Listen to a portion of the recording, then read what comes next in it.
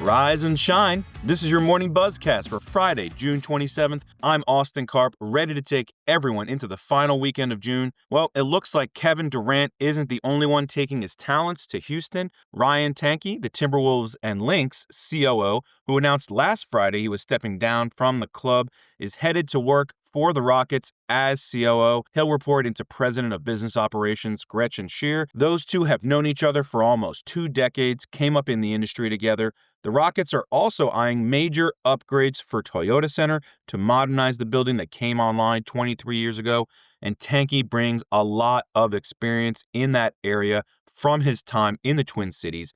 He worked a $150 million upgrade to Target Center, and then another recent 8-figure upgrade to the building, so look for Ryan to have a key role with that effort. Tanke's hiring could also signal good things for Houston's efforts in bringing the WNBA back to the city. Tanke has served on the WNBA's Board of Governors for the past 3 years and tells my colleague Tom Friend that the Houston bid would be a strong one for him to help launch. Lots of history in the city with the Houston Comets, who won multiple WNBA championships. So lots to work on in Houston for Tanke, who will start that new role on July 8th. Speaking of venues, some more good news for NFL fans across the state of Ohio.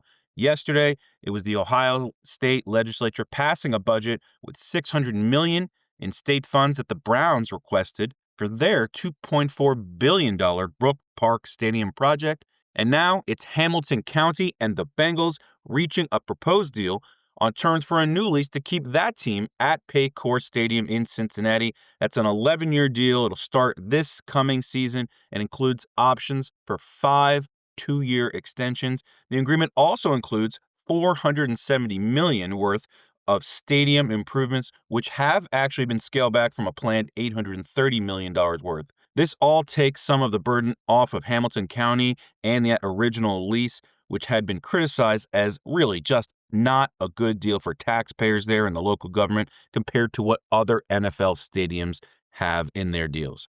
Now, Thursday on the Buzzcast, Abe McCord talked about some executive turnover with the Orlando Magic and members of the DeVos family getting more involved there with the front office. Now that looks to be something similar happening with the Colorado Rockies. After 30 years with the team, President and CEO Greg Fiesel said he will leave the club after the 2025 season, and stepping up is going to be 36-year-old Walker Monfort, who will move into an executive vice president role. Walker Monfort, the son of team owner Dick Monfort, will lead the team alongside Fiesel throughout this transition. He's going to officially assume top responsibilities in January. The younger Monfort has been learning the ropes for a while now, having started back in 2009 with the team. He's done minor league ops, player development, corporate partnerships, and now he's even helping to oversee TV production as those games have gone over to MLB Media. He's been exposed to all sides of the team here. Another reminder, though, that so many of these teams are family businesses, and there comes a point most times where the next generation moves into bigger positions of power with the team. The first round of the NHL draft is tonight, and it will be the first draft for the league to be decentralized. Teams will stay in their home cities, but the NHL will use 90 camera feeds from across North America, plus at least 20 cameras in the theater to create a bigger show feel. Not only will there be cameras in each team's war room, but there will be cameras at draft parties with prospects for interviews. You can expect to still see around 3,000 fans in attendance at LA Live's Peacock Theater, along with around 93 NHL prospects. You're going to have celebrities, current and former players announcing picks. ESPN, I guess like almost every league these days, is going to carry this draft in prime time. But the big question for the NHL is, will we have a new collective bargaining agreement to announce during or before the draft? The NHL and NHLPA are on the verge of an unprecedented labor peace as the two sides are putting the final touches together on a memorandum of understanding for a 4-year extension of that CBA. This would be the earliest that the two sides will have concluded an extension prior to the expiration of a CBA in Gary Bettman's 32-year run as commissioner. we saw Gary and NHLPA Executive Director Marty Walsh on stage together at the Sports Business Awards. They were accepting Event of the Year for the Four Nations Face-Off. Lots of good vibes there from both sides. This would certainly be an excellent way to cap off what has been a successful season for the NHL. Some other quick hitters to wrap things up this Friday morning. Wimbledon, which started back in 1877, will see the first round of singles action beginning Monday morning. Longtime ESPN analysts John McEnroe and Chris Evert will be at the major, and they just got done calling Roland Garros for TNT Sports. My colleague Rob Shaper asked the two of them what ESPN could be learning from a new tennis entrant like TNT. McEnroe pointed to things like the whip-around show that we saw from the French Open throughout that event. And always a competitor, Chris Evert agreed, adding that ESPN needs a little competition. And TNT, it's like two top players going at it, and they're going to improve in the process. Love hearing that from Chris. Both of them liked TNT's outside-the-box ideas, and I'm sure ESPN's producers were all paying attention ahead of not just Wimbledon, but ahead of the U.S. Open later in the summer. Sticking with tennis, the ATP and WTA could be moving closer to merging their commercial operations. ATP leadership convened virtually this week to continue discussion, sources tell at SBJ, and conversations with WTA leadership are expected to continue in person at Wimbledon, possibly to the point of agreeing the terms, which would set the stage for a potential vote at the U.S. Open.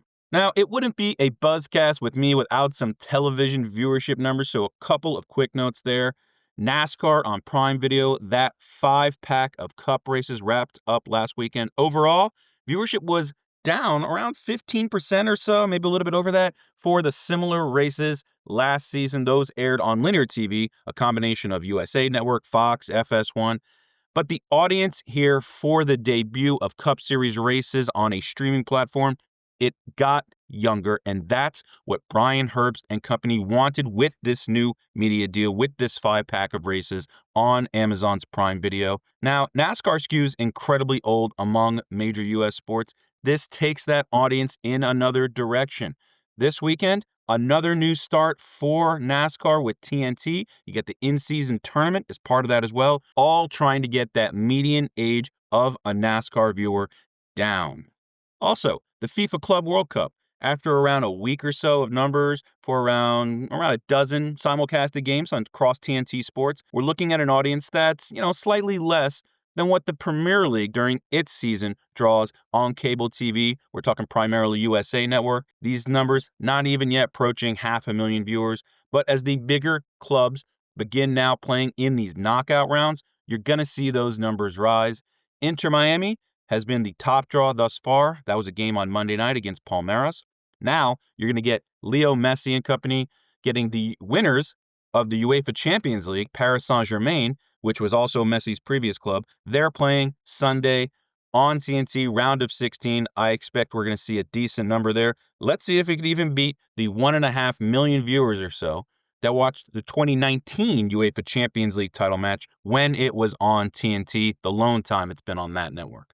And PayPal is getting into the college sports space in a big way. Multi-year deals with the Big 10 and Big 12 that will see it process member institutions' revenue share payments to athletes.